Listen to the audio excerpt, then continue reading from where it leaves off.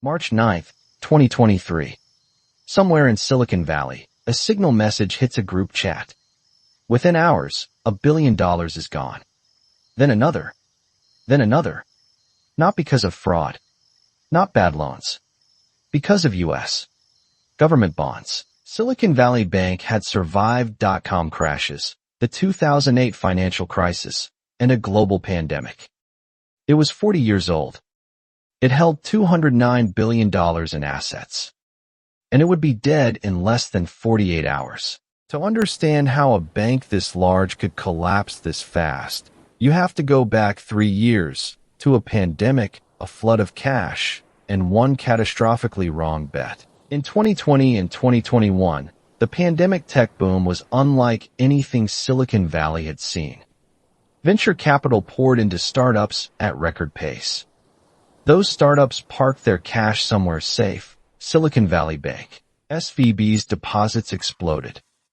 The bank was suddenly sitting on far more cash than it could lend out. So it did what any conservative bank would do.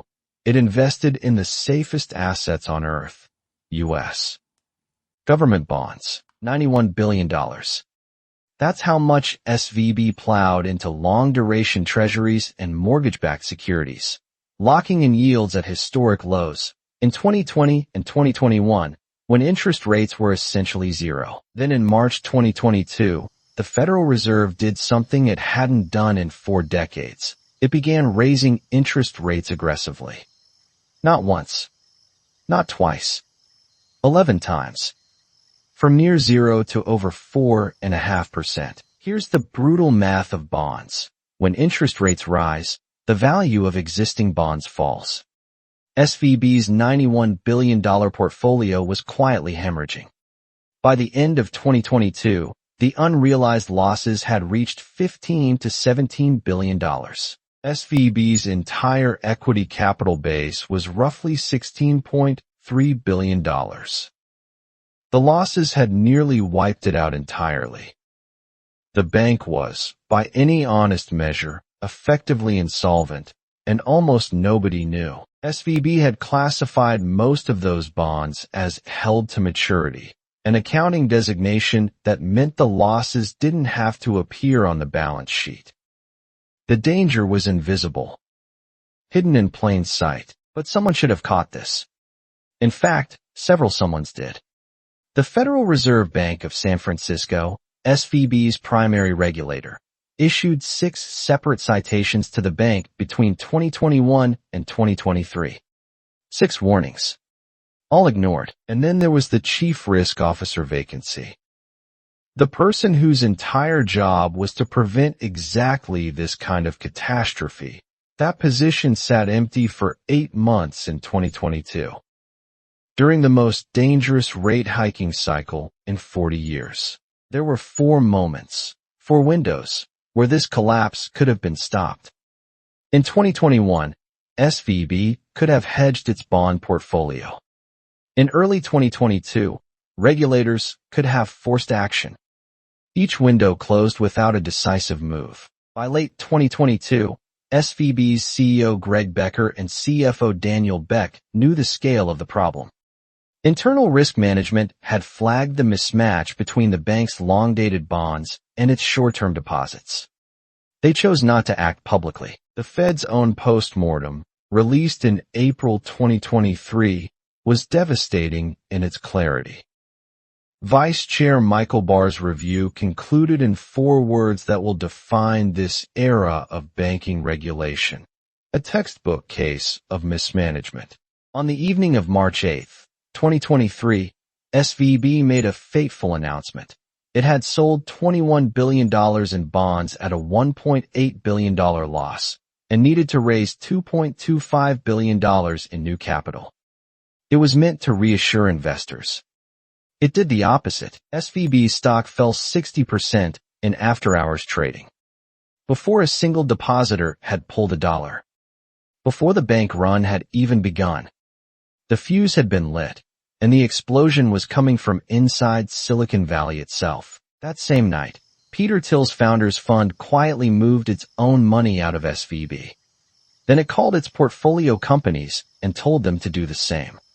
The message detonated across Signal group chats, Slack channels, and phone calls, all built on the very technology SVB had funded. Thursday, March 9th. The panic became a flood. Depositors attempted to pull $42 billion from SVB in a single day. At peak hours, that was $1 million leaving the bank every single second. For comparison, Washington Mutual's 2008 collapse, previously the largest bank failure in U.S. history, saw $16.7 billion withdrawn over 10 days. SVB's depositors attempted 2.5 times that amount in a single afternoon. SVB had approximately $1 billion in cash reserves available, against $42 billion in withdrawal requests. CEO Greg Becker held an emergency call with top clients, urging them to stay calm. It made the panic worse. On Twitter, billionaire investor Bill Ackman amplified the panic publicly, warning that without government intervention, financial contagion would spread. Social media had added a dimension to bank runs that 2008-era regulators had never encountered. At 11:11 a.m. Pacific Time on Friday, March 10th, California regulators from the DFPI officially shut down Silicon Valley Bank. FDIC agents physically locked all 17 U.S. branches within hours, escorting employees out the door. A 40-year-old institution was gone. The bank was closed. But the crisis was just beginning. SVB held $175 billion in deposits. And roughly 93% of it, $151.5 billion, sat above the FDIC's $250,000 insurance limit. Nearly double the national average. Roku had $487 million sitting in SVB, nearly all of it uninsured. Roblox reported $150 million in exposure. But it was the thousands of smaller startups, many with their entire operating capital at SVB, who faced the sharpest edge. According to surveys by the National Venture Capital Association, an estimated 10,000 small businesses and startups were at risk of missing payroll by March 17th, just 1 week away. Real people. Real salaries. Real lives. Y Combinator CEO Gary Tan didn't mince words. He called it an extinction-level event, warning that 1/3 of YC-backed companies could not make payroll within 30 days. Some founders were calling employees personally, not knowing if checks would clear. The FDIC moved quickly to protect insured deposits up to $250,000, promising access by Monday, March 13th. But the uninsured majority, the vast bulk of SVB's depositors, faced an uncertain wait that could stretch for months. The innovation economy, the engine of American technology, was staring into an abyss. The very infrastructure that had built the modern internet was now at risk of a payroll crisis that no algorithm could solve. That weekend, in Washington, D.C., 3 of the most powerful financial officials in the world were locked in emergency sessions. Treasury Secretary Janet Yellen, Fed Chair Jerome Powell, FDIC Chair Martin Gruenberg. The clock was ticking. They had one overriding fear: contagion. If SVB's uninsured depositors lost their money, panic would spread to every regional bank in America. Depositors everywhere would ask the same question: is my money safe? On Sunday, March 12th, the U.S. government made a historic decision. Invoking the systemic risk exception, a rarely used emergency power, they announced that all SVB deposits would be guaranteed.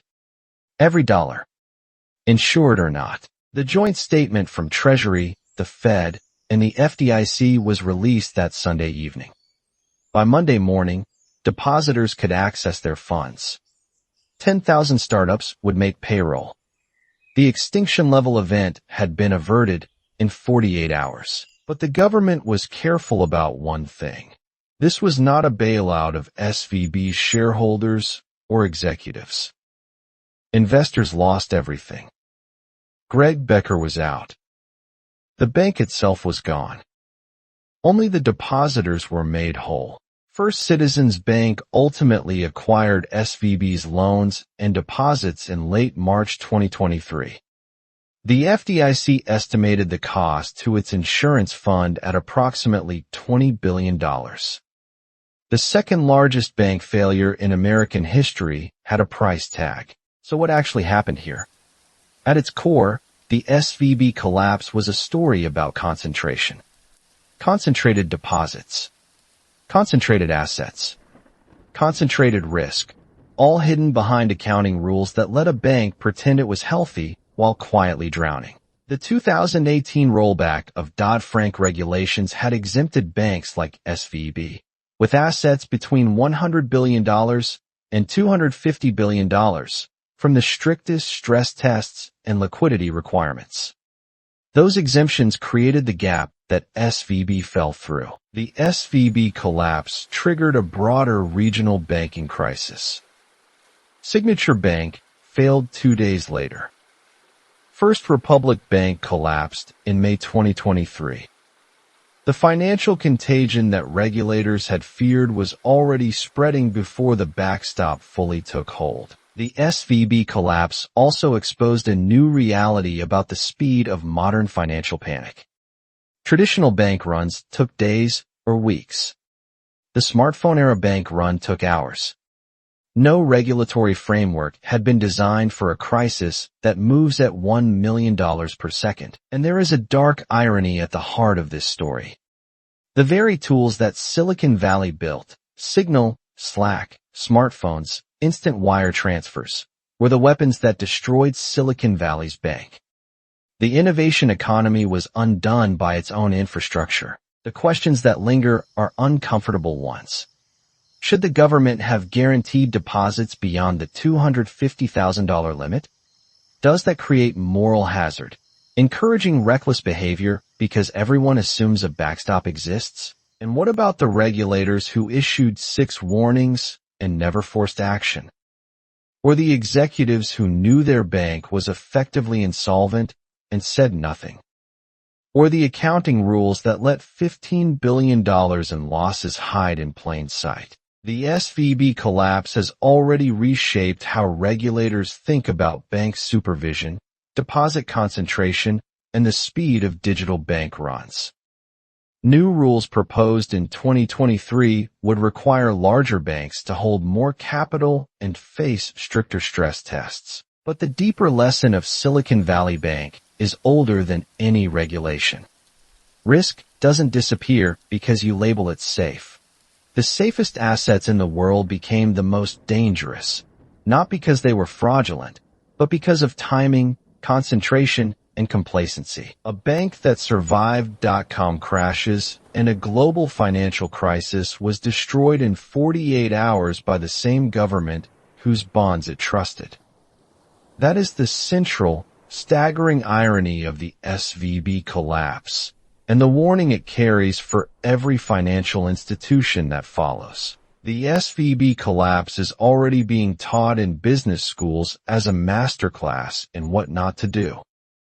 But history has a habit of repeating itself, not because we don't learn the lessons, but because we convince ourselves the next time will be different. 10,000 startups nearly missed payroll. Not because of fraud. Not because of bad loans. Because of U.S. government bonds, the safest assets on earth, purchased at the wrong moment by a bank with no one minding the risk. The systemic risk exception saved the day, but it also set a precedent. In a future crisis, will the government always step in? Can depositors assume their money is safe regardless of the insurance limit?